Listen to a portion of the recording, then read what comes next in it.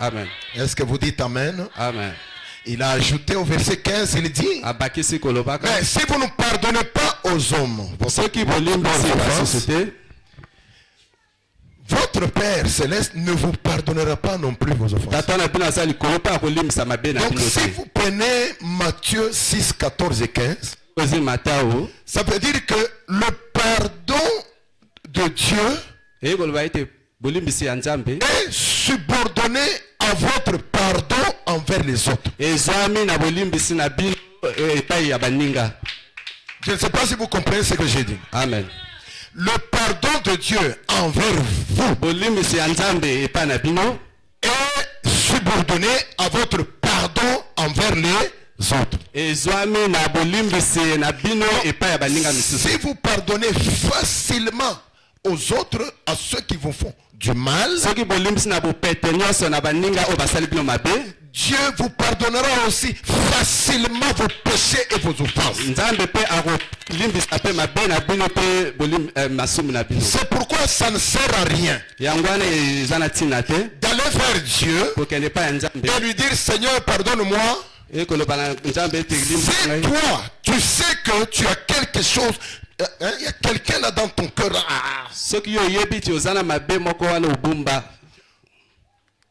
Comment vous allez savoir que j'ai pardonné à une personne? Une personne qui vous fait du mal. Comment allez-vous savoir que je lui ai vraiment pardonné? Regardez simplement vos sentiments envers cette personne-là depuis le jour où il vous a fait du mal.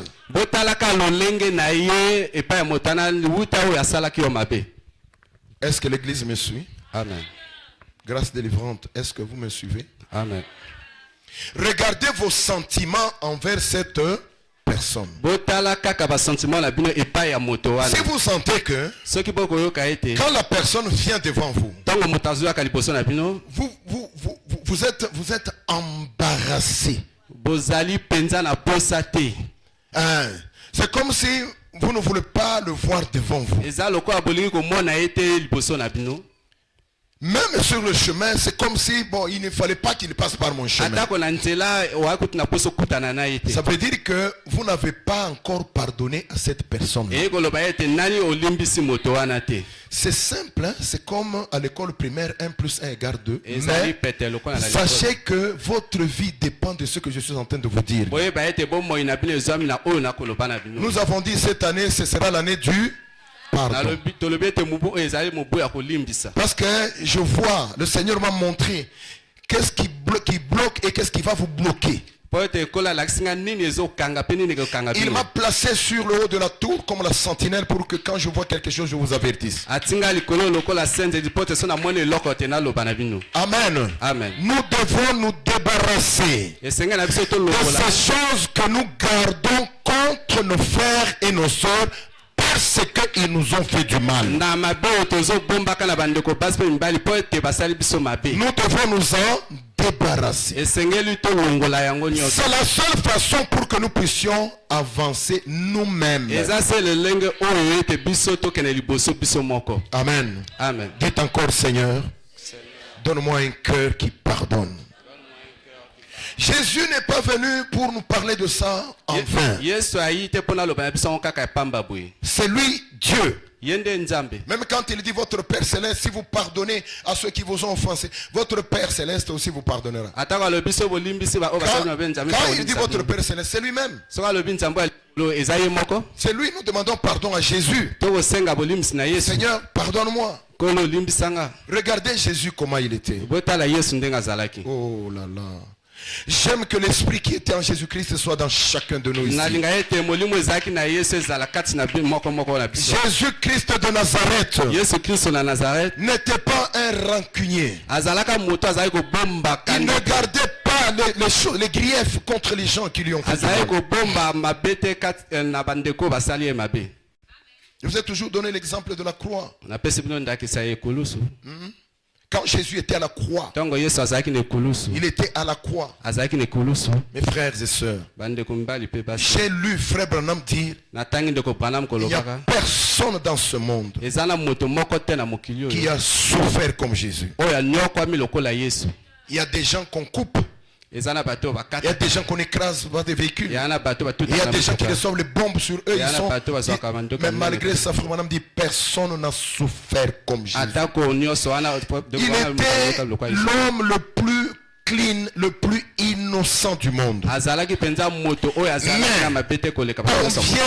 on le calomnie, on le plaint, on le fait souffrir, on le juge, on le fait passer par des juges ivres. Un homme qui n'a pas de péché. Les juges uniques doivent le juger. Juger un homme comme ça. Vous savez, même le Ponce Pilate, les Caïphes, tout ça, ils n'étaient pas dignes de juger Jésus. Mais voilà, on le fait comparaître devant ces gens-là. Si vous surveillez la vie de Jésus depuis sa naissance jusqu'à sa mort, Jésus-Christ de Nazareth n'a fait du mal à personne. Il n'a commis aucun crime. Dans le pénal, on ne pouvait jamais voir le nom de Jésus. On peut voir le nom de nous tous, sauf son nom. Amen. Mais c'est cet homme-là qu'on a pris. On a jugé. On l'a mené devant des juges humains. Et on a commencé à le juger. On le juge, on le condamne. Et Jésus savait que je n'ai rien fait. Il pouvait dire à ces gens-là, mais je n'ai rien fait. Oh, prends la croix, mais ici. Il pouvait dire, je ne mets pas la croix parce que je sais que je n'ai rien fait. Non. La croix, il est allé jusqu'à la croix. Il arrive à la croix. Il est semé là-bas. Tout le monde. Frère Branham a regardé le vendredi là quand Jésus était à la croix. Frère Branham a compté les démons qui étaient là en bas de la croix. Frère Branham dit qu'ils étaient à 10 000. Il est dit quand Jésus était à la croix, il y avait 10 000 démons en bas de la croix. Ces démons-là, ils étaient dans les gens. Les gens là faisaient quoi? Injurier Jésus, se moquer de lui. Un homme qui n'a rien fait. Un innocent. Le plus clean du monde. Jésus les a regardés. Il pouvait avoir l'amertume parce que c'était un homme. L'amertume, c'est quoi? Donc vous me faites du mal alors que moi je ne vous ai pas fait du mal. Il pouvait garder ça. Mais pour nous montrer l'exemple, il regardait ces gens-là qui crachaient sur lui, qui se moquaient de lui, qui disaient n'importe quoi à son sujet. Et ils ont fait de lui un sujet de moquerie, de raillerie. Et pendant que Jésus les regardait, Jésus a dit, Père, pardonne-leur. Donc Jésus a demandé pardon. Oh. Si on n'a pas cet esprit-là, mes frères, nous n'entrerons pas. Je vous dis la vérité. Si cet esprit-là qui était en lui n'est pas en nous, nous n'entrerons pas. Il regarde ces gens, il lève les yeux vers le ciel, il dit Père, pardonne-leur. Les gens pouvaient dire à Jésus, mais yosa yuma. Mais c'est eux là qui t'ont mis là-bas. D'abord tu es nu. Père, pardonne-leur. Regarde comment ils t'ont fait. Ça c'est quoi? Ça c'est la nature de l'homme. L'homme est rancunier. Et c'est la rancune qui bloque l'homme. La rancune ne bloque pas celui qui vous a fait du mal. La rancune vous bloque vous qui avez la rancune. Que celui qui vous a fait du mal, est-ce que quelqu'un peut dire amen? Amen. Je vous ai toujours dit, la rancune c'est quoi? La racine d'amertume c'est quoi? C'est du poison dans le cœur d'un homme. C'est comme quelqu'un qui te fait du mal. Tu te fâches, tu dis, je vais prendre du poison. Allez, comme ça il va mourir. Mais tu prends le poison, il ne va pas mourir. C'est toi qui vas mourir. Le poison, c'est quoi? La rancune, la colère contre quelqu'un, les griefs que tu gardes contre quelqu'un, le manque de pardon, c'est du poison dans ton propre cœur. Est-ce que quelqu'un dit Amen? Amen. C'est pourquoi le Saint-Esprit de Dieu, Frère Branham dit, le Saint-Esprit c'est la douce colombe. Le Saint-Esprit ne reste pas dans un cœur où il y a l'amertume. Le Saint-Esprit ne se sent pas bien dans un cœur où il y a de l'amertume. Pourquoi? Parce qu'il est la colombe et la colombe n'a pas de bile. Dans chaque animal, chaque oiseau, tout ça, il y a ce qu'on appelle le bile. Amen. C'est un organisme. Comme il y a l'appendice, il y a le foie, il y a les reins, il y a aussi le bile. Maintenant, là, c'est un organisme qui est amer, qui contient un liquide amer. Ce liquide-là, c'est quoi? Quand tu manges des choses qui ont de l'acidité, Amen, ou de l'acide, le bile là sécrète, va produire son liquide là pour aller neutraliser l'acide ou le poison que tu as mangé.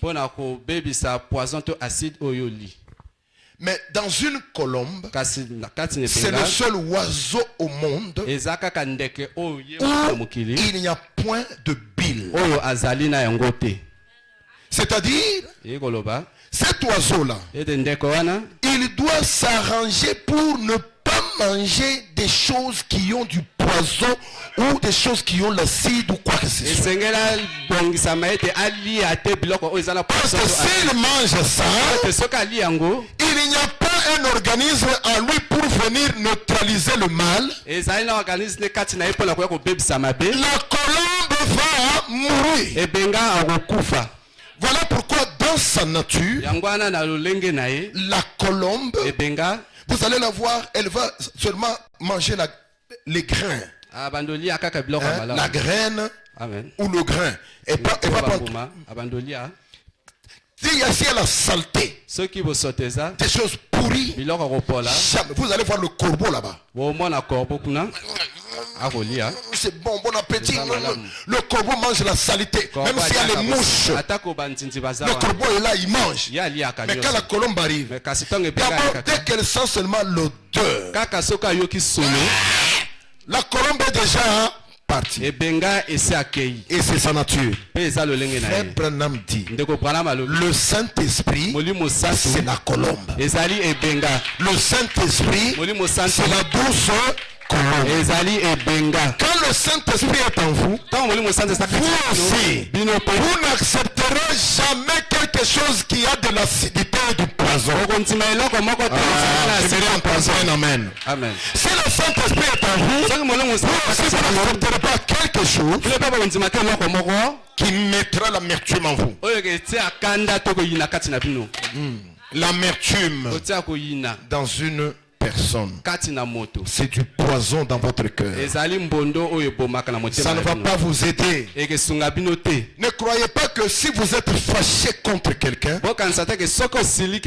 est-ce que vous me suivez? Amen. Parce que beaucoup de gens ne connaissent pas la nature de Dieu. Ne croyez pas que si vous êtes fâché contre quelqu'un, Dieu va punir cette personne. Non, tu as énervé mon fils, je te punis. Non. Quand tu es fâché contre quelqu'un, c'est toi qui auras des problèmes. Dites Amen. Amen. Dites Amen. Amen. Dites Amen. Amen. Quand tu es fâché contre quelqu'un, Dieu ne punira pas cette personne personne-là. Mais c'est vous qui êtes fâché contre cette personne qui vous aurez des problèmes. C'est vous qui serez bloqué. C'est vous qui allez être stagnant. Alors écoutez-moi bien, Église. Beaucoup de choses ne marchent pas dans votre vie à cause de ce que je suis en train de dire. Beaucoup de choses dans votre vie ne marchent pas à cause de ce que je suis en train de vous dire. À partir d'aujourd'hui, arrangez vos cœurs. Amen. Amen. Nous déclarons cette année l'année du pardon. Amen. Ça veut dire, quand vous allez prier, vous prierez, vous dites, Seigneur, donne-moi un cœur qui pardonne. Ne laisse jamais l'amertume à moi. Ne laisse jamais la rancune à moi. Pourquoi? L'amertume. Vous voyez même le mot même amertume. L'amertume est amère. L'amertume est amère. Et c'est pas bon. Le Saint-Esprit ne goûte pas à ça. Le Saint-Esprit n'aime même pas sentir ça. Parce que l'amertume est amère. C'est pourquoi Frère Branham nous a dit, quand vous vous fâchez, même si quelqu'un vous a fait du mal, quand vous vous fâchez contre une personne, Frère Branham dit, la colère c'est le premier degré de la folie. Le premier degré de la folie, c'est la colère. Il nous dit aussi, Frère Branham, il nous dit que le premier degré de la folie, c'est la colère. Et ce sont les médecins, je crois les médecins Mayo qui lui disaient ça. Il dit aussi que quand vous gardez ces choses-là, vous gardez l'amertume contre quelqu'un, vous gardez la colère contre quelqu'un, vous gardez des choses contre quelqu'un, il dit, cela chasse Christ de votre vie. Cela ne va pas chasser Christ de la vie de la personne qui vous a fait le mal. Pourquoi j'insiste là-dessus? Le pardon dont nous parlons, le pardon doit commencer par vous-même. Ne dites pas non, c'est lui qui m'a fait du mal, c'est lui qui doit demander pardon. Non, c'est vous à qui on a fait du mal qui devez pardonner.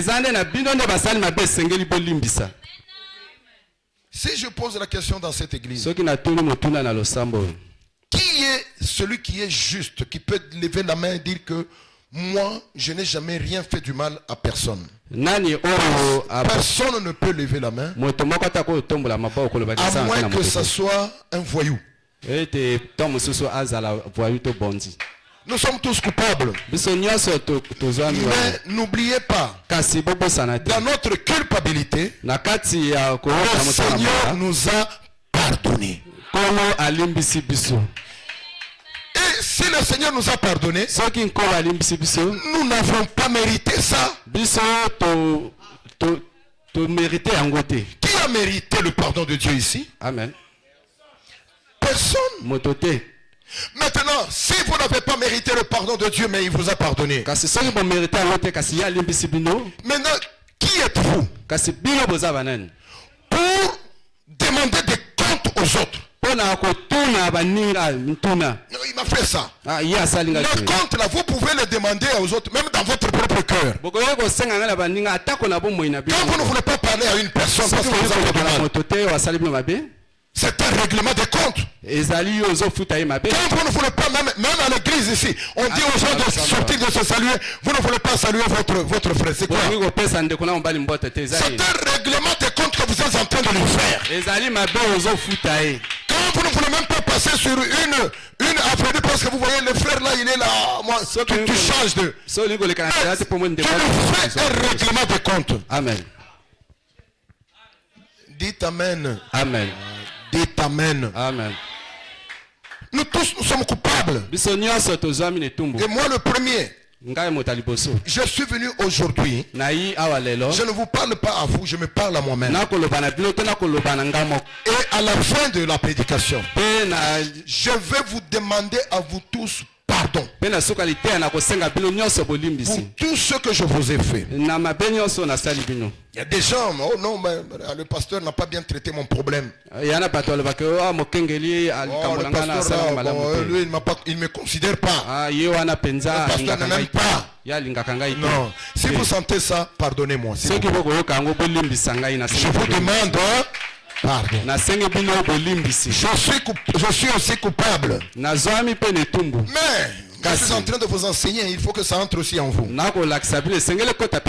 Si Dieu vous a pardonné et que vous n'avez pas mérité ça, pourquoi vous ne pouvez-vous pas relâcher les autres? Pourquoi vous gardez les autres dans votre cœur? Pourquoi vous conservez la colère, l'amertume, la haine contre quelqu'un? C'est pourquoi Jésus a dit, et j'aime les deux écritures là, je les aime beaucoup. Jésus nous a dit dans la Bible, il dit, quand vous voyez votre ami, vous voyez une paille dans son œil, ne vous précipitez pas à aller dire non, tu as une paille dans ton œil, je vais enlever. Jésus dit non, non. Jésus dit, enlevez d'abord la poutre qui est dans votre propre œil. Cette écriture, quand vous la prenez, vous la méditez bien, cette écriture nous fait comprendre que la plupart des fois, quand nous voyons les pailles dans les yeux de quelqu'un d'autre, cela signifie déjà que dans notre propre œil, il y a déjà une poutre. Dites Amen. Amen. Je vois que ça entre. Amen. Que Dieu te bénisse, que ça entre. Cela veut dire que dans notre propre œil, il y a une poutre.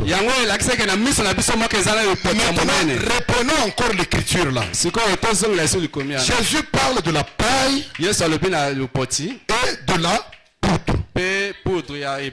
Maintenant, entre la paille et la poutre, qu'est-ce qui est grand? Qu'est-ce qui est grand? Non, attends, je vais le dire en lingala. Hein? La poutre, c'est ça ici. C'est que vous voyez ici. Hein? C'est une poutre. Ça, là, c'est la poutre.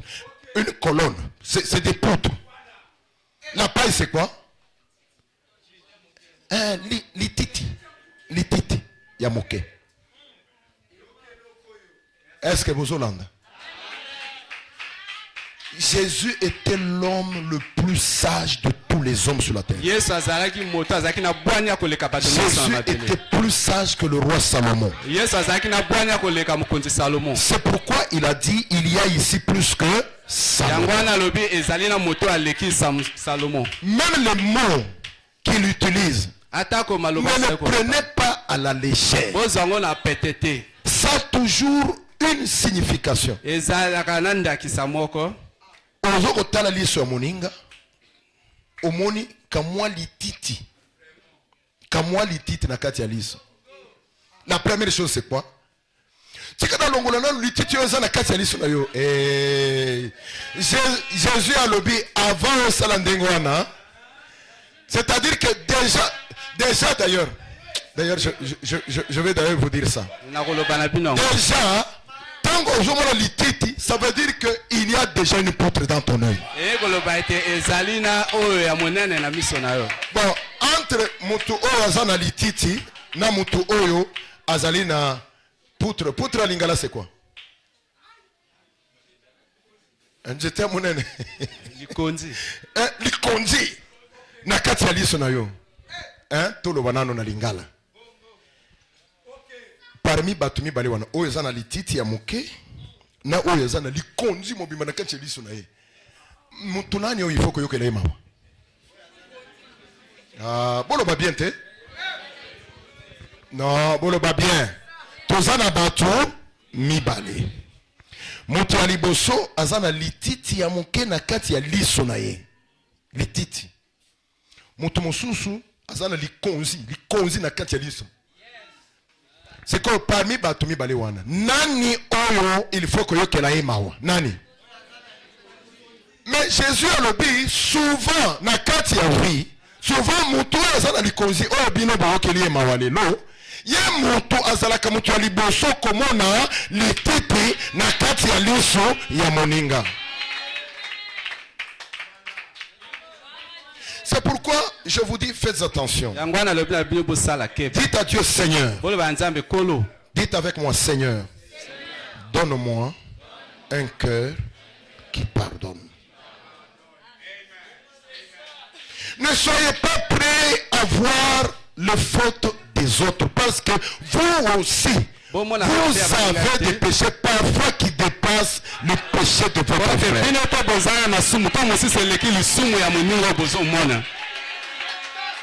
C'est pourquoi Jésus a représenté ça par la paille et la poutre. Les pailles, poutre, c'est les défauts, les péchés. Oh, tu sais, la sœur là, elle m'a fait ça. Dès que tu entends quelqu'un dire ça, il a une poutre dans son œil. Oh non, non, non, le frère là, moi je ne l'aime pas. Je n'aime pas, je n'aime même pas m'asseoir à côté de lui dans l'église. Mais ne s'étonne pas. Il a une poutre dans son œil. C'est à lui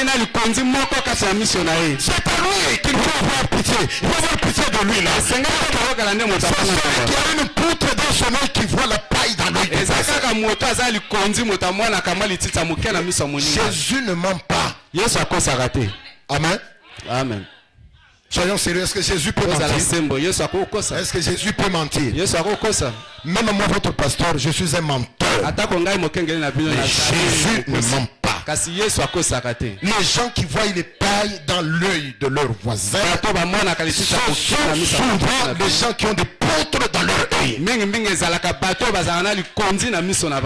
C'est pourquoi quelqu'un qui pardonne facilement, Dieu aussi quand il regarde cet homme-là, il le voit sans péché. Dites Amen. Amen. Dites Amen. Amen. Dites à celui qui dort de se réveiller. Quelqu'un qui pardonne facilement, aussi, blessing, tu entends?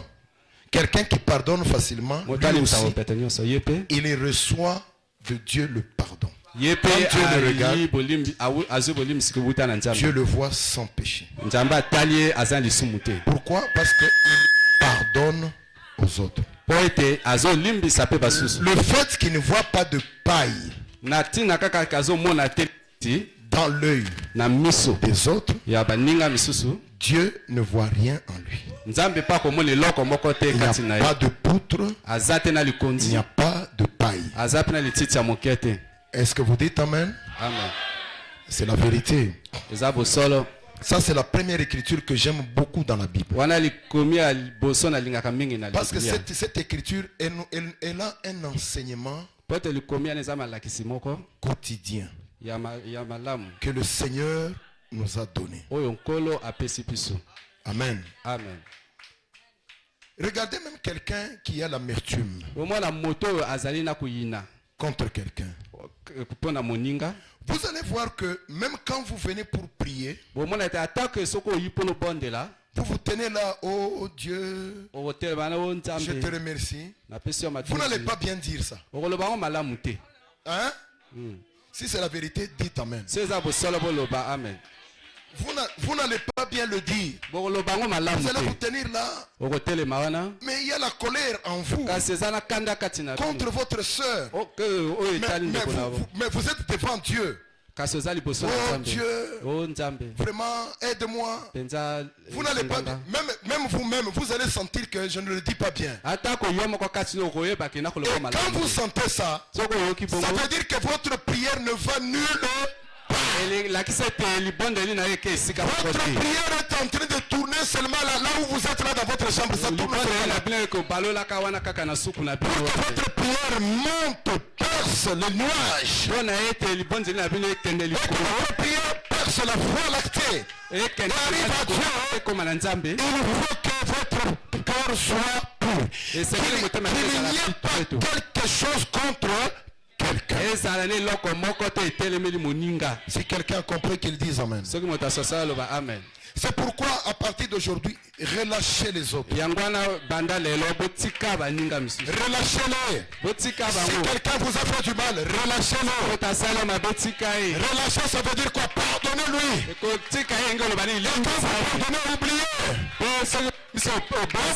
L'église, saluez-le. Dans un premier moment, c'est difficile. Mais je vais vous donner un secret. Efforcez-vous. Hein?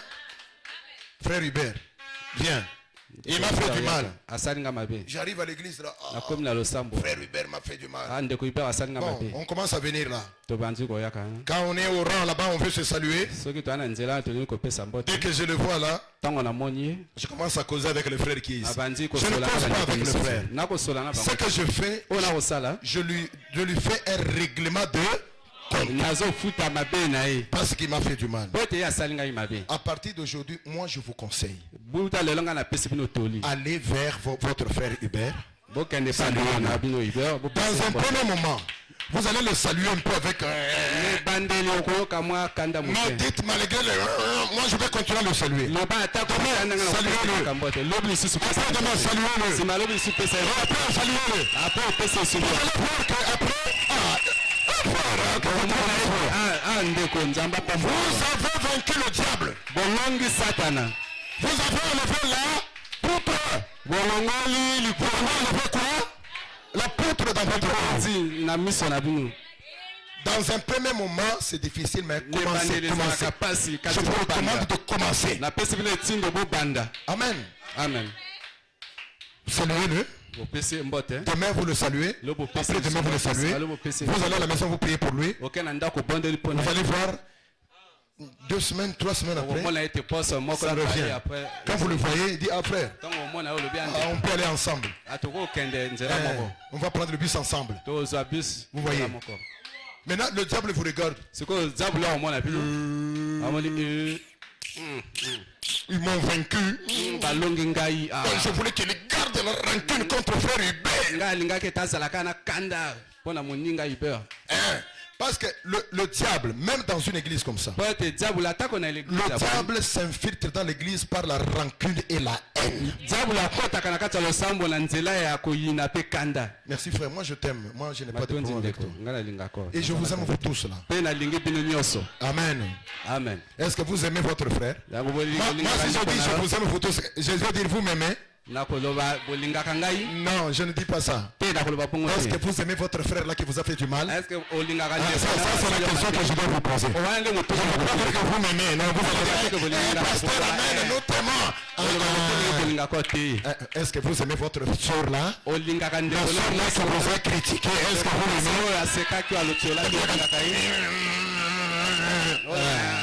Mais enlève la poutre qui est dans ton œil. La paille dans leur dos. Beaucoup de gens ont des poutres dans leurs yeux. Ils ne voient que le péché des autres.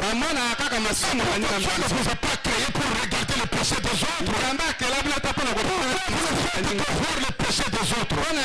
Est-ce que vous avez ici pour être le juge des autres? De vous pour juger les autres. Pour juger le serviteur du Seigneur. Son Seigneur, c'est lui qui l'a envoyé. C'est lui-même qui l'aidera. Dites Amen. Amen. Dites, parlez maintenant. Dites Seigneur, à partir d'aujourd'hui, je pardonne à tout le monde.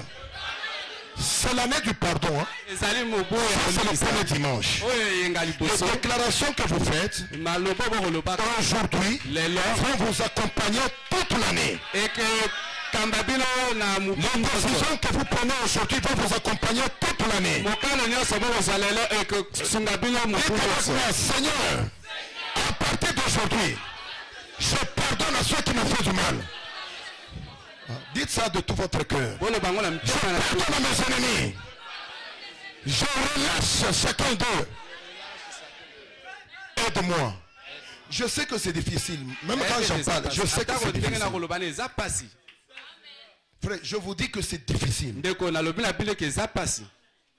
Je suis dans la vie avec vous, je suis aussi un homme. Ça m'arrive aussi.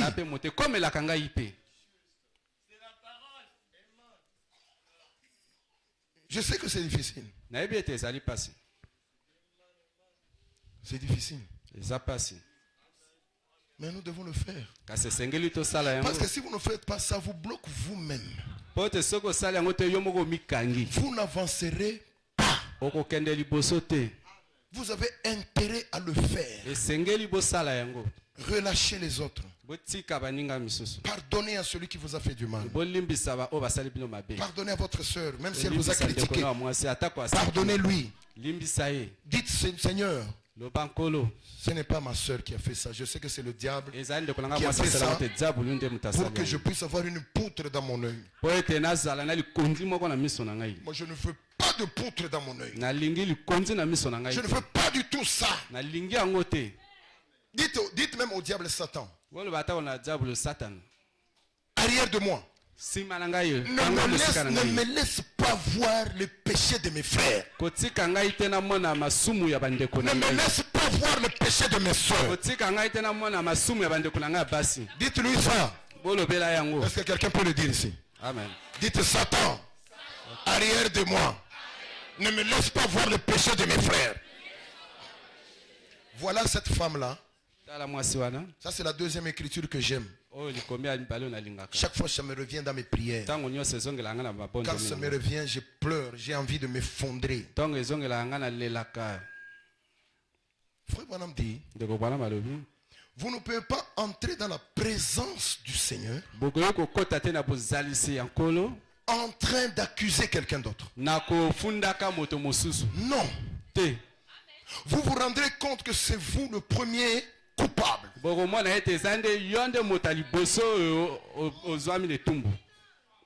Celui qui accuse, souvent, il est le premier coupable.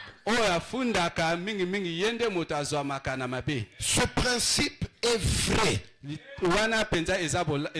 C'est ce que dit William Branham. Vous ne pouvez pas entrer dans la présence de Dieu en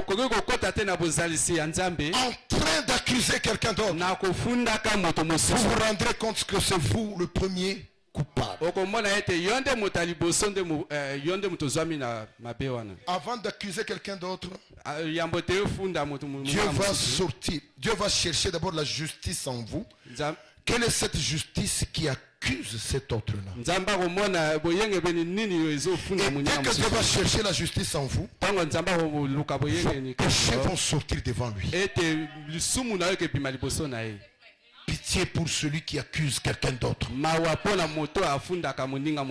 savez, dans la Bible, la Bible appelle le diable l'accusateur des frères. L'accusateur des frères. Lisons ça un peu.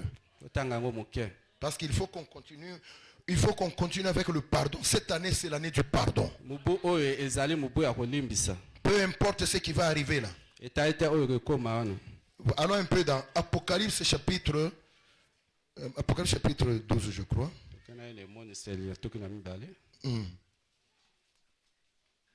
Apocalypse chapitre 12. Nous allons essayer de lire ça un peu.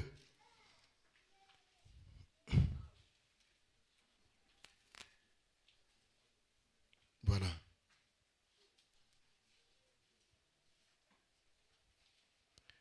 Nous allons essayer de lire ça un peu ici. Alors, il y a une écriture qui appelle le diable l'accusateur des frères.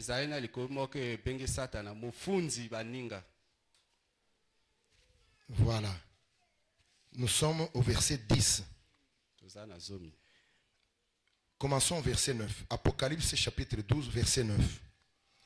Il fut précipité, le grand dragon, le serpent ancien, appelé le diable et Satan, celui qui séduit toute la terre. Il fut précipité sur la terre et ses anges furent précipités avec lui. Et j'entendis dans le ciel une voix forte qui disait, frère, vous pouvez vous séparer, frère, vous pouvez vous séparer, asseyez-vous un peu, sépare-moi ces deux frères. J'entendis dans le ciel, je suis au verset 10. J'entendis dans le ciel une voix forte qui disait, maintenant, le salut est arrivé et la puissance et le règne de notre Dieu et l'autorité de son Christ. Car il a été précipité qui? Regardez dans votre vue. Il a été précipité qui? L'accusateur de nos frères. Celui qui les accusait devant notre Dieu jour et nuit. Il y a aussi des frères qui sont les accusateurs des frères. Il y a aussi des sœurs qui sont les accusatrices des sœurs. Mais nous connaissons dans la Bible qui est l'accusateur des frères. On l'appelle Satan, le diable. Ne soyez pas l'accusateur des frères.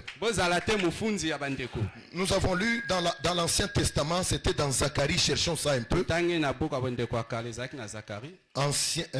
l'Ancien Testament. Zacharie, tu es où là? Viens, Joël, Michée, Agé, Malachi. Non, c'était avant Malachi. Je crois que, voilà, Zacharie est là. Regardez là au chapitre 4. Zacharie chapitre 4.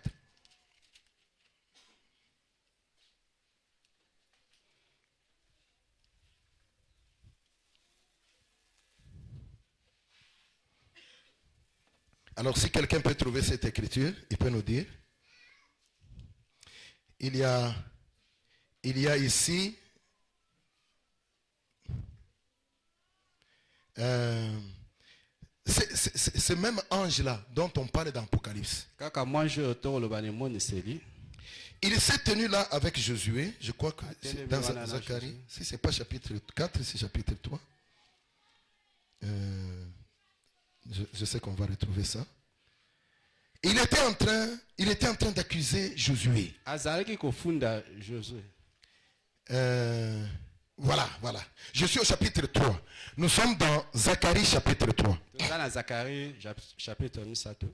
Lisez au verset 1. La Bible dit, il me fit voir Josué le souverain sacrificateur debout devant l'ange de l'Éternel. Et Satan qui se tenait à sa droite pour faire quoi? Lisez bien dans votre... Pour faire quoi? Pour l'accuser.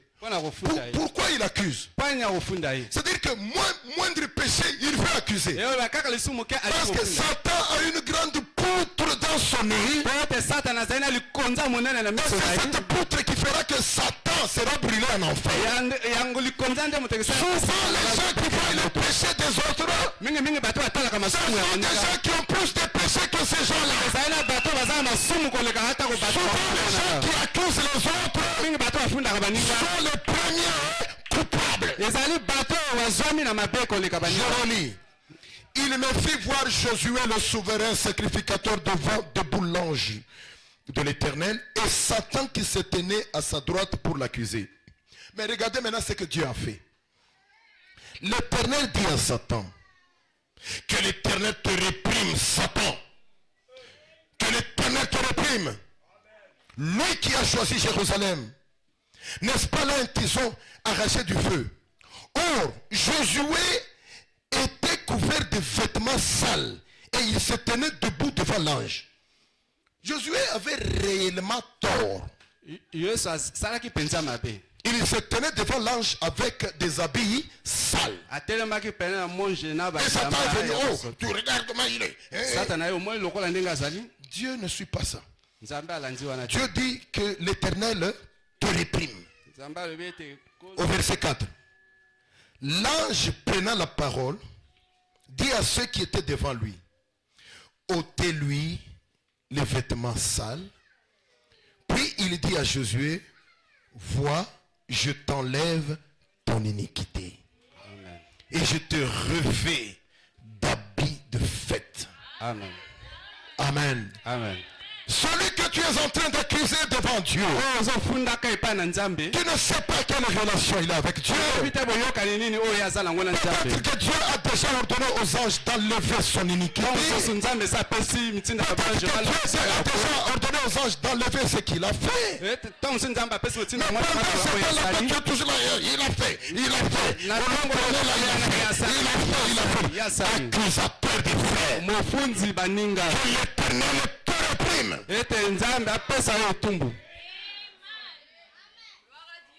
N'accusez pas les autres à cause de leurs fautes, parce que vous aussi vous faites des fautes. Ne voyez pas le péché de vos frères, parce que vous aussi vous êtes un pécheur. Ce qu'il faut faire, c'est quoi? Il faut pardonner. Il faut faire quoi? À haute voix, il faut faire quoi? Un point, c'est tout. Et quand tu pardonnes, tu oublies, tu vas de l'avant. Quand tu le vois, c'est ton frère, embrasse-le. Comme s'il n'a rien fait. Voilà la deuxième écriture. Les gens viennent devant Jésus avec une femme qui a été prise en flagrant délit d'adultère. On la trouve là avec un homme. On la prend. On dit allons vers Jésus, parce que Jésus là il veut se montrer qu'il est juge de tout. Allons-y. On prend la femme, une, deux, tout le monde là. Et les gens là, voilà, c'était des accusateurs.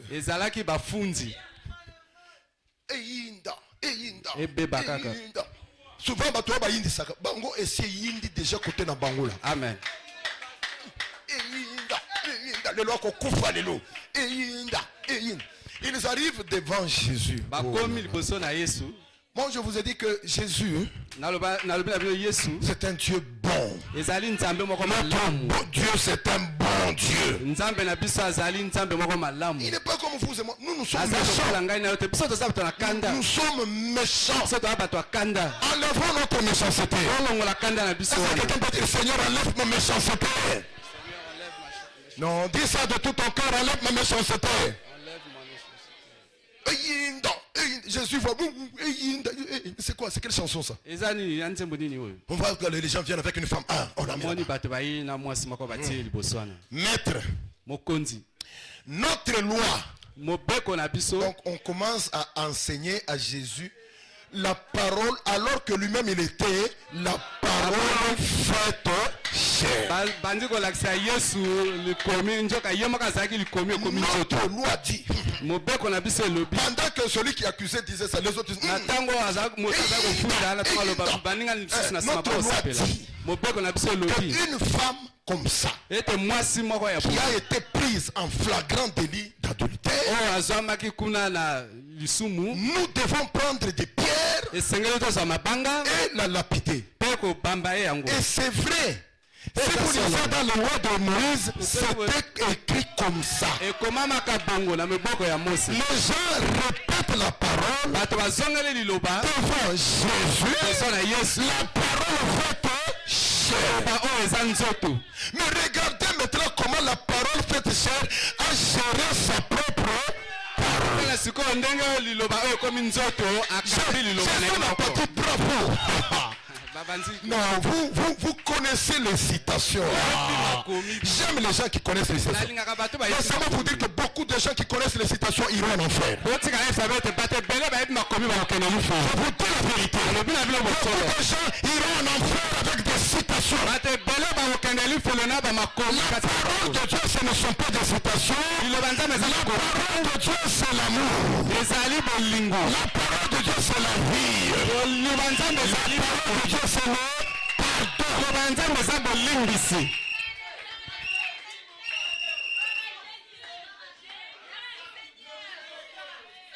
Jésus ne les a pas acclamés. Vous avez répété la parole mot à mot. Vous êtes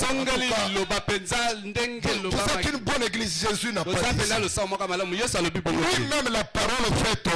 Et les gens là lui ont répété la parole. C'était écrit dans la loi de Moïse. Une femme qui est prise comme ça, on doit la lapider avec des pierres. Mais la parole faite chère se tient là. Oh, j'aime Jésus de Nazareth. J'aime l'esprit qui était en lui. Ma prière, que l'esprit qui était en Jésus soit aussi. Que l'esprit qui était en Jésus de Nazareth soit aussi. Jésus regarde ces gens-là. Il dit, oh, accusateur des frères. Dans son cœur, il disait accusateur des frères. Il dit que celui parmi vous qui n'a jamais péché. Frère, c'est trop fort, hein? C'est trop fort. Mais vous ne pas connaître la parole, mais avoir l'esprit qui est en Jésus en vous. Connaître la parole et ne pas avoir l'esprit qui est en Jésus en vous. Jésus dit que celui parmi vous qui n'a jamais péché, qu'il prenne le premier, et qu'il fasse ce que Moïse a dit. Qu'il mette la parole de Moïse en pratique. Oh, quelqu'un peut te dire, Jésus est un créateur. Même la parole, il ne croit pas la parole. La parole de Dieu, ce n'est pas un problème de citation. La parole de Dieu, c'est la vie en vous, l'amour en vous, Amen. Vous pouvez ne pas connaître les citations. Vous avez l'amour, la vie, l'esprit de Christ, pardon.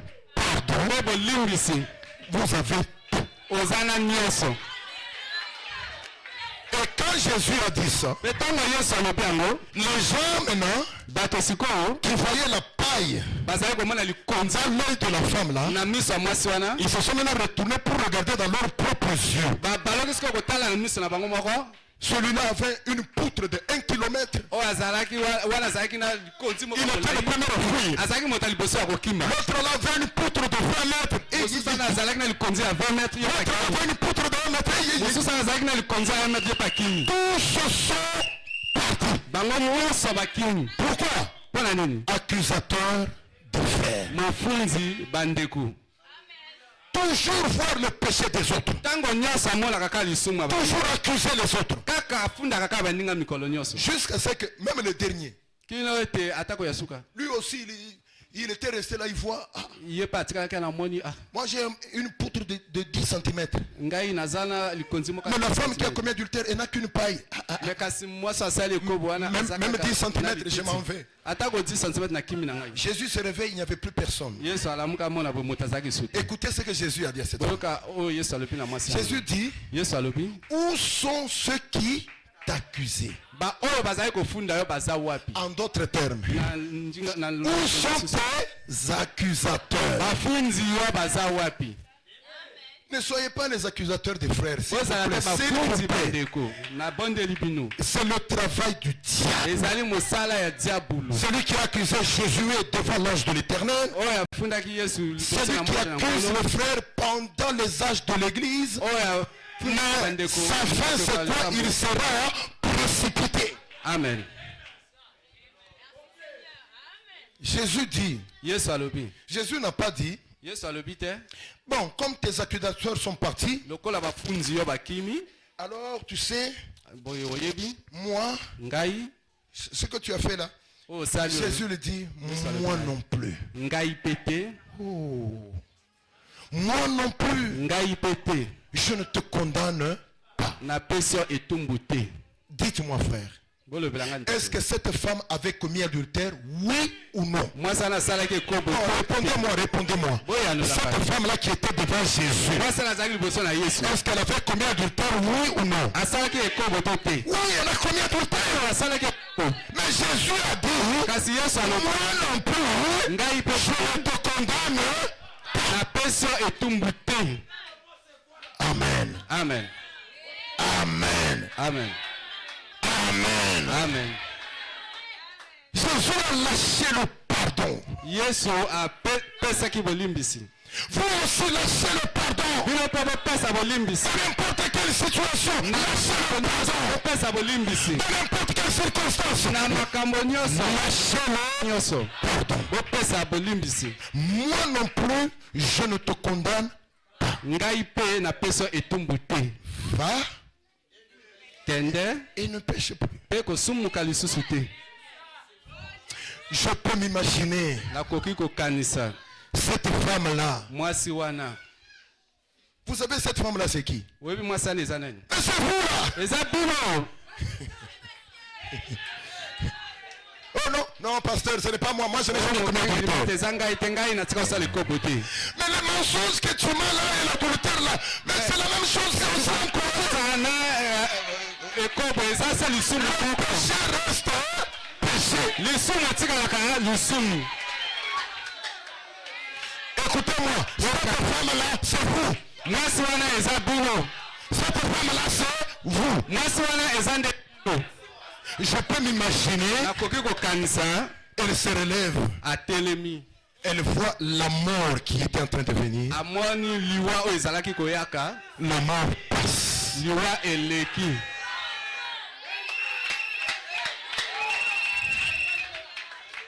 Nous tous tels que nous sommes ici, nous étions voués à la mort. Nous étions voués à la mort. La mort était déjà devant nous. Mais le Seigneur a dit au diable, laisse-les.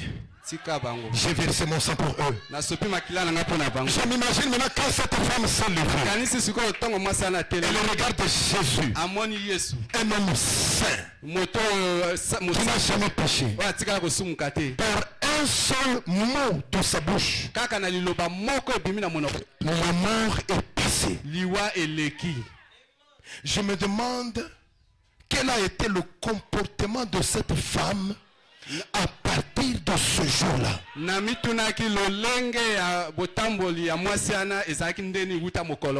Si elle n'a pas été dans la chambre haute le jour de la Pentecôte, parmi les 120, alors c'est la femme la plus ingrate du monde que j'ai jamais vue. Mais elle était morte. Elle était un cadavre. Ces gens-là étaient prêts à prendre des pierres pour la lapider. Mais Jésus voulait leur montrer que n'accusez pas les autres vite. Parce que vous aussi, vous avez des péchés. C'est ce qui arrive à chacun de nous ici. Parce que quand quelqu'un accuse un autre, souvent, il pense qu'il est juste. Pour accuser quelqu'un, vous devez d'abord être animé de la pensée que moi je suis juste. Et je vous dis que c'est faux. Tous ont péché. Et tous sont privés de la gloire. Pas un seul n'a pas péché. Est-ce que c'est la vérité? Dites Seigneur, donne-moi le pardon. Encore une fois, Seigneur, donne-moi le pardon. Nous allons lire un peu, frère Branham. Vous voulez qu'on lise un peu le prophète? Amen. Oui, nous allons lire un peu le prophète. Frère Branham dit, dans le message Apocalypse chapitre 5, deuxième partie. Même vous, là je suis en train de parler de pardonner. Même vous aussi. Si vous savez que vous avez fait du mal à quelqu'un, soyez prêt à demander pardon.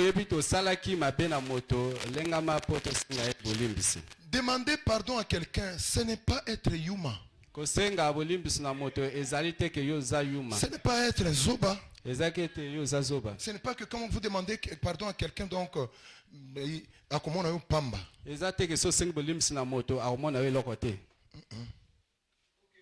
Si vous demandez pardon, c'est une grandeur.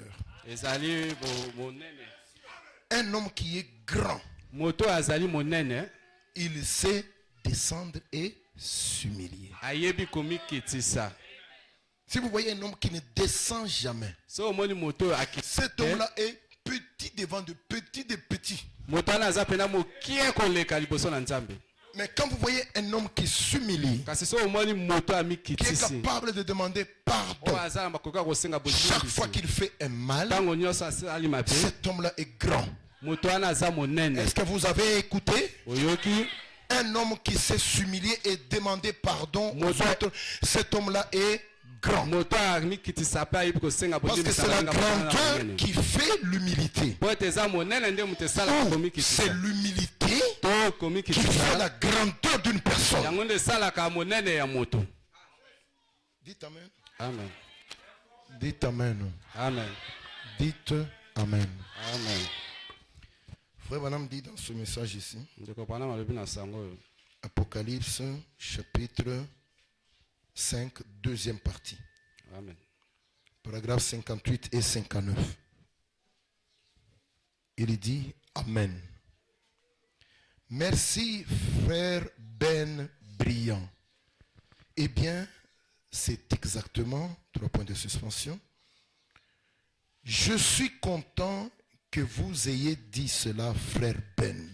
Vous voyez, en fait, ces hommes sont allés partout réparer leurs fautes. Eh bien, voilà le vrai christianisme. Ça, c'est le christianisme en action. Quand vous avez tort, allez reconnaître que vous avez tort. Voyez, levez-vous et dites, j'ai tort, voyez, pardonnez-moi. Est-ce que quelqu'un dit Amen? Amen. Écoutez ce que le prophète est en train de nous montrer ici. Il dit que c'est le christianisme en action. Un chrétien, ce n'est pas seulement celui qui pardonne, c'est celui qui pardonne et qui sait aussi reconnaître ses torts pour demander pardon. Demander pardon même à un petit enfant, oui.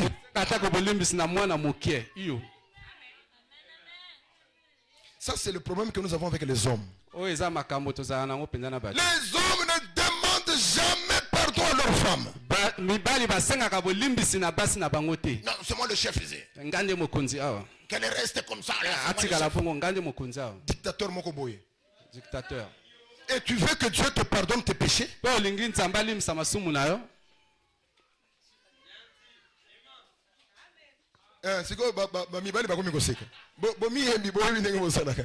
Des dictateurs, ces gens ici.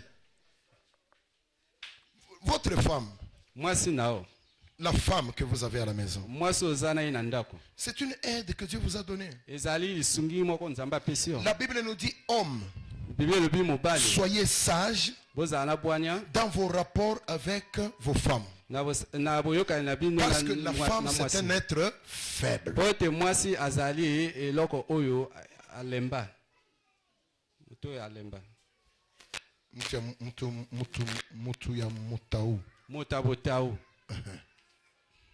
Ce n'est pas qu'il y a l'emba comme si c'est la faiblesse de... Non, les femmes sont très fortes là. Hein? Être faible, vous voyez, c'est un langage biblique.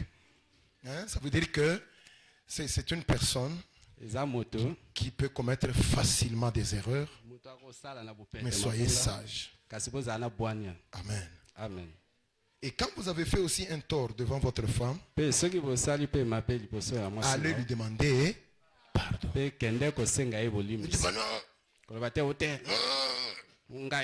C'est moi le chef ici. Le reste comme ça. Donc tu la mets dans un coin. Dictateur Mokoboy. Amen. Maintenant tu veux que Dieu te pardonne à toi tes péchés. Il y a aussi des femmes qui ne demandent jamais pardon à leur mari. Orgueilleuse comme tout.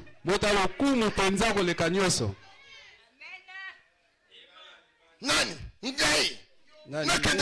Pardon.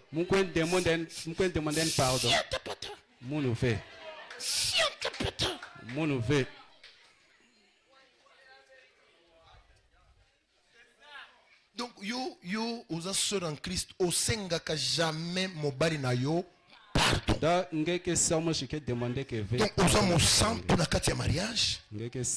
Kaka et mobali na yo ndezalaka na tort. C'est toujours lui qui commet des erreurs, pas toi. Non. Ça ce n'est pas l'esprit chrétien. Il y a des femmes comme ça. C'est toujours l'homme qui lui demande pardon. Parfois l'homme demande pardon même pour les fautes qu'il n'a pas commises. Elle est là une dame de fer. Madame Thatcher. Madame Thatcher. C'est toujours l'homme qui s'humilie. Elle va faire là 2 jours, 3 jours, elle ne parle pas à son mari. Son mari vient, chérie. Pardonne-moi si je t'ai fait du mal. Mais elle ne demande jamais pardon à son mari. Ce n'est pas chrétien. Frère Branham dit, voilà le christianisme en action. Allez reconnaître que vous avez tort, voyez-vous. Vous et dites, j'ai tort, voyez, pardonnez-moi.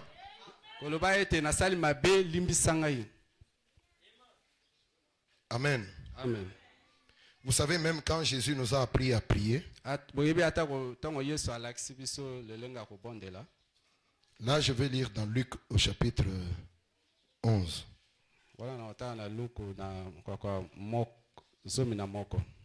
Luc chapitre 11. Là, Jésus nous a appris à prier. Vous voyez?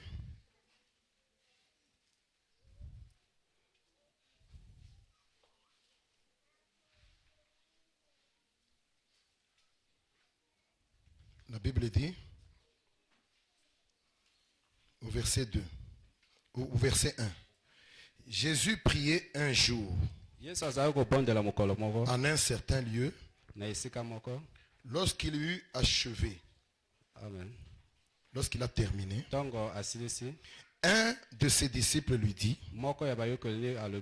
Seigneur, enseigne-nous à prier, comme Jean a enseigné à ses disciples. Il leur dit, quand vous priez, dites, Père, que ton nom soit sanctifié, que ton règne vienne. Donne-nous chaque jour notre pain quotidien.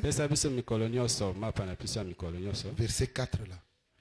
Pardonne-nous nos péchés, car nous aussi, nous pardonnons à quiconque nous offense. Et ne nous induis pas en tentation. Vous voyez, la manière dont Jésus nous a appris à prier, c'est parce que il sait qu'une personne, avant de demander pardon, doit elle-même être capable d'abord de pardonner aux autres. Il dit, c'est pourquoi quand vous priez, dites maintenant, pardonne-nous nos péchés, car nous aussi, nous avons pardonné à ceux qui nous ont offensés. Maintenant, si tu n'as pas pardonné à ceux qui t'ont offensé, est-ce que tu peux te tenir devant Dieu et dire pardonne-moi mes offenses? C'est pourquoi celui qui ne pardonne pas, Dieu ne lui pardonne pas non plus. Dites amen. Celui qui ne pardonne pas, Dieu lui garde aussi ses péchés. Amen. Je vais vous lire ici quelque chose. Frère Branham est en train de parler ici de... Je vais terminer. Avec ça, je vais terminer. Il est en train de parler de cette affaire d'impôt. L'affaire d'impôt, Frère Branham est en train de dire, vous connaissez cette affaire, mais je ne sais pas, je vais lire jusqu'où. Bon, je lis quand même et puis je terminerai par là. Une délivrance totale. Paragraphe, on peut commencer même au paragraphe 65. Frère Branham dit, Jean chapitre 5 au verset 21 dit, si notre cœur ne nous condamne pas, nous avons de l'assurance devant Dieu. Mais si notre cœur nous condamne, comment pouvons-nous avoir de l'assurance devant Dieu? Nous savons que tant que nous avons un péché qui n'est pas confessé, il ne nous exaucera jamais. C'est fort, mais c'est... L'Église a besoin de ces choses. Alors, je me suis mis à prier pour ce bébé. Vous connaissez ce qui s'est passé? Donc, Frère Branham, les gens l'ont tellement dérangé pour qu'il paye des impôts. Il ne savait même pas pourquoi il fallait payer les impôts. Oh non, nous sommes les avocats de la mairie ou je ne sais pas quoi. Oh non, tu dois payer les impôts $40 000. Je vais payer ça pour toi.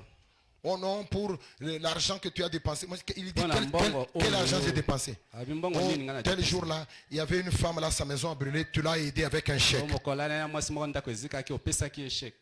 Alors comme tu l'as aidé avec ce chèque-là, tu dois payer l'impôt sur ce chèque. Mais j'ai aidé quelqu'un, je n'ai pas mangé ça, je n'ai pas utilisé ça. Non, tu dois payer. Donc ça dérangeait Frère Branham. Quand les juges l'appelaient, cet homme, il en avait marre. Un jour, le juge appelle. Frère Branham était en train de sortir. Le téléphone sonne. C'est sa femme qui prend le téléphone. Meda. Allô? Il dit oui, c'est le juge. Est-ce que je peux parler à Billy Branham? Meda dit, elle met le téléphone comme ça, elle dit chérie. C'est le juge qui t'appelle. Comme Frère Branham était en train de sortir, il dit non, dis-lui que je ne suis pas là. Et Frère Branham est sorti. Vous voyez, maintenant, quelque part là, on l'a appelé. Il y avait un bébé malade. On a appelé Frère Branham, venez prier pour le bébé. Frère Branham est venu prier pour le bébé. Il commence à prier. Le Saint-Esprit dit stop. Ta prière ne sera pas exaucée. Tu as menti au juge. Tu étais là, tu n'étais pas encore sorti. Il faut aller lui demander pardon. Un prophète. Dieu lui dit va demander pardon à un juge païen. C'est une épreuve. Hein? C'est une épreuve. Ce n'était pas facile. Maintenant, Frère Branham nous dit ici, il dit, alors je me suis mis à prier pour ce bébé. Et au moment où j'allais lui imposer les mains, le Seigneur m'a repris. Il a dit, tu as dit un mensonge. tu n'es pas digne de prier pour ce bébé. Je me suis détourné de cet homme. J'ai dit, monsieur, attendez-moi ici. Je dois aller rectifier quelque chose. J'ai appelé l'avocat et je suis allé au bureau. Je l'ai fait venir. J'ai dit, écoutez monsieur, j'ai dit un mensonge.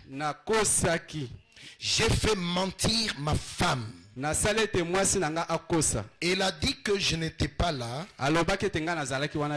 et je m'étais précipité derrière la maison. J'ai confessé ça et je lui en ai parlé. Il s'est avancé et il a mis les mains sur mon épaule. Il a dit, frère Branham, j'ai toujours eu confiance en vous. Mais maintenant, j'ai plus confiance que jamais. Un homme, il a dit, un homme qui est prêt à réparer ses torts. Je lui ai dit, j'ai dit, je me suis mis à prier pour un bébé et le Seigneur m'a condamné vraiment dans mon cœur parce que je savais que j'avais mal agi. Alors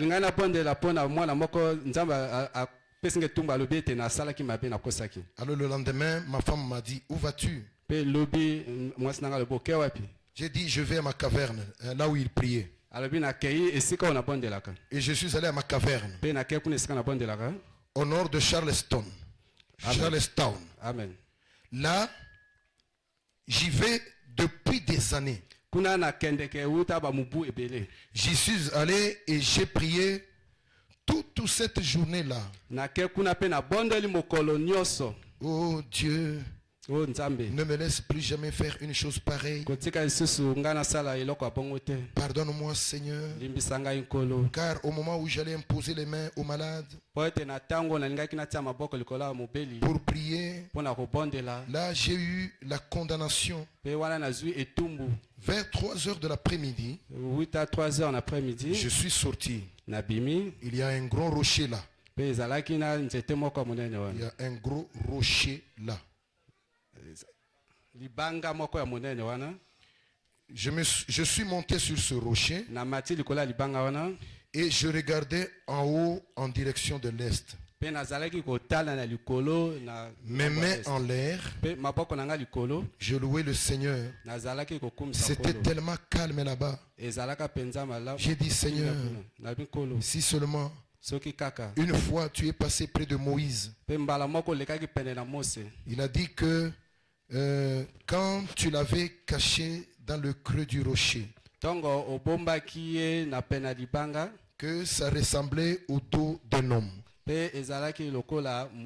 J'ai dit, voudrais-tu le faire de nouveau, Seigneur, pour me faire savoir que je suis pardonné? Et j'ai dit, si tu veux bien m'aider et me mettre quelque chose à l'esprit. J'ai dit, Seigneur,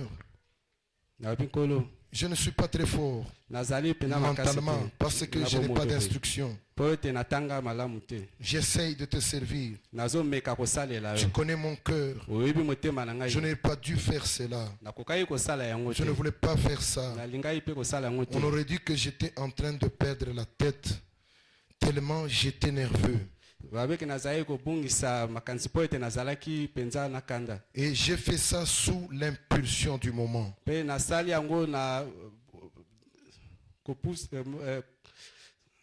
Quand Satan m'a pris au piège, j'ai dit, si tu m'as pardonné, alors permets-moi de te voir, Seigneur. Dieu est mon juge, juste à côté de moi, dans un petit coin des buissons. Il y a eu un vent qui s'est mis à souffler un tourbillon. Et il est venu directement le long de la paroi de la caverne, là où j'étais.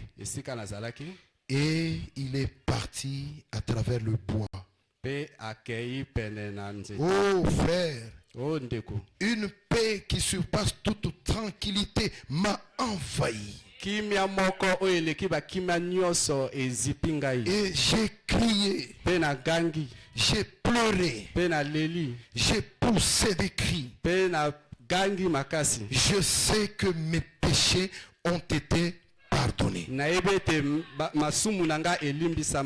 Voyez-vous, j'étais désuni d'avec Dieu. Je ne pouvais pas obtenir la délivrance de ce bébé. Amen. Amen. Alors retenons ceci. Cette année ici, c'est l'année du pardon.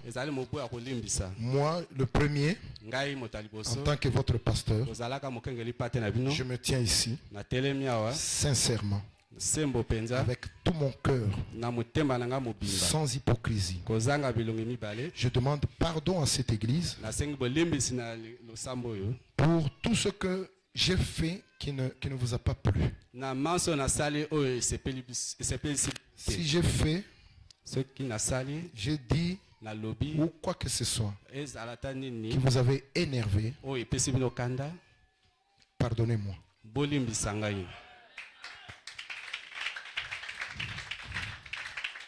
Je veux que vous puissiez me pardonner. Mon intention en tant que pasteur ici, je ne me justifie pas, c'est de vous faire du bien. Mais en tant qu'homme, parfois la manière de le faire n'est pas celle que nous utilisons. En cherchant à faire du bien, je le fais peut-être d'une manière mauvaise et cette manière-là vous blesse. Pardonnez-moi. Alors, je veux que toute l'église, avant qu'on puisse passer à autre chose, parce que bientôt là, nous allons passer aussi au choix des nouveaux diacres et des nouveaux administrateurs. Amen. Je veux que toute l'église, comme nous avons déclaré cette année l'année du pardon, que nous puissions nous tenir debout. Et nous allons demander à Dieu, pas seulement de nous pardonner, qu'il mette aussi le pardon en nous. Que nous soyons capables de pardonner aux autres. Alors pourquoi je vous dis de vous tenir debout? Et quand on vous dit de vous mettre debout, mettez-vous debout s'il vous plaît. Il ne faut pas attendre qu'on dise la deuxième fois. Non, on dit une fois, vous vous mettez debout. Nous allons prier tous debout. Frère Branham dit dans ce message ici, l'âge de l'église de Pergame. Il a prêché ça le 7 décembre 1960. Au paragraphe 32. Frère Branham dit, maintenant, avant de commencer, je me demande si ça ne serait pas trop vous demander de vous lever.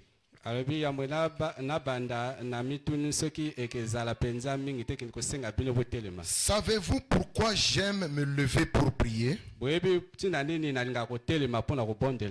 Jésus a dit, lorsque vous êtes debout faisant votre prière, dites, notre Père qui est aux cieux, alors pardonnez-vous les uns les autres. Voyez-vous?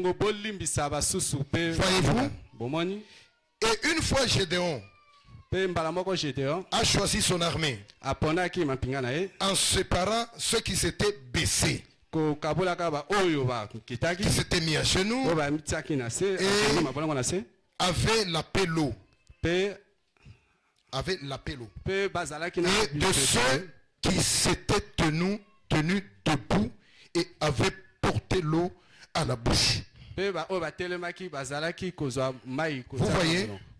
Alors ceux qui s'étaient prosternés, qui avaient fléchi les genoux devant les idoles, ces hommes-là, ils savaient qu'ils n'étaient pas aptes à partir. Donc, celui qui s'était tenu debout, le regard constamment aux aguets, et c'est ce que nous faisons. Nous tenons debout pour prier. Je crois aussi au fait de s'agenouiller pour prier. Mais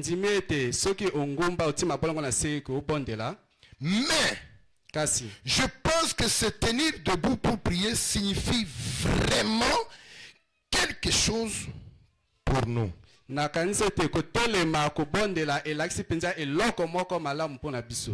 Vous avez reçu ça?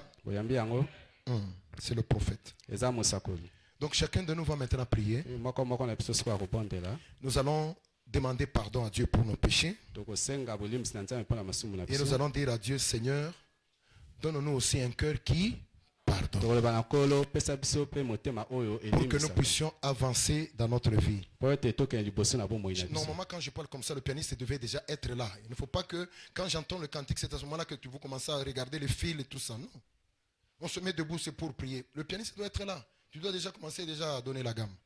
Donc, nous allons prier le Seigneur. Chacun va demander pardon et demander aussi à Dieu de lui pardonner. Et à Dieu de lui donner aussi un cœur qui pardonne. Surtout un cœur qui pardonne.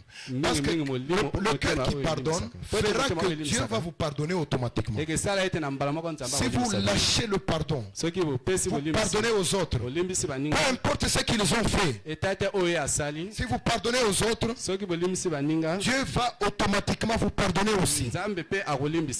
Donc il faut demander à Dieu qu'il vous donne un cœur qui pardonne.